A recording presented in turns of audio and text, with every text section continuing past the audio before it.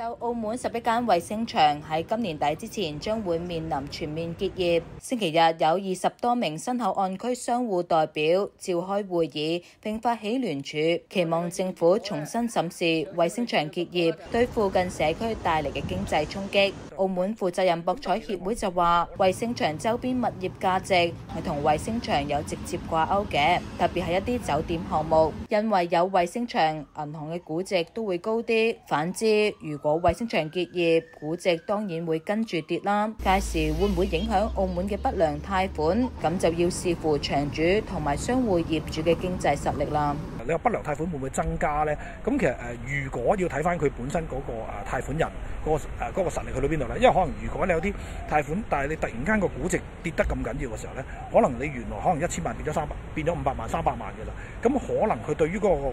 貸款還款嘅能力呢，可能係影響比較大。特別你本身佢有生意做緊嘅，咁佢可能有個收益。咁但係問題個生意突然間下跌咗啦，咁當然佢要轉型。咁但係轉型個時間佢捱埋得過呢？宋偉傑又話：衛星場係24小時營業，促使周邊商戶亦具備全天候嘅營業條件，有助延長經營時段並提升生意額。如果衛星場日後結業，商戶嘅營業時間肯定會縮短，導致營收進一步下滑。而為咗應付衛星場明年熄燈之後，該區仲可以保持活力，政府喺呢個星期都做咗好多嘢，不停造訪該區嘅商戶，又計劃將國際 IP 打卡裝置引入新口岸區，預計喺今年11月中至到明年就會實行。除咗擺一啲打卡裝置，政府亦都話仲會同內地售票平台合作，打算打造一啲聯動嘅經濟活動，期望可以引客入新口岸區消費。對於有關措施，有商戶就認為形式大於效果，引入嚟嘅客戶都唔係該區以往嘅消費客群，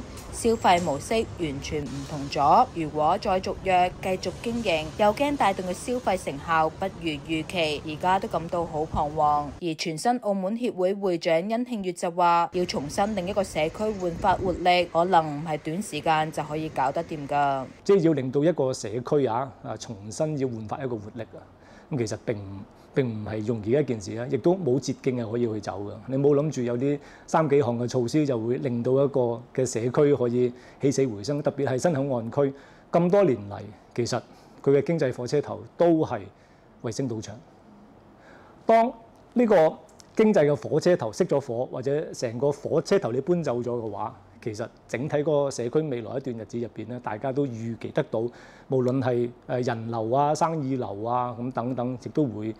沉寂一段長時間㗎。佢又話 IP 嘅打卡成效並唔顯著，亦唔係每一區都可以用同一劑藥。政府推出嘅措施需要具備針對性，建議政府可以喺新口岸區引入大賽車元素，將大賽車博物館嘅展品、遊戲等等搬去該區，甚至將博物館延伸擴大，同賽道連結，充分善用新口岸區嘅特有元素。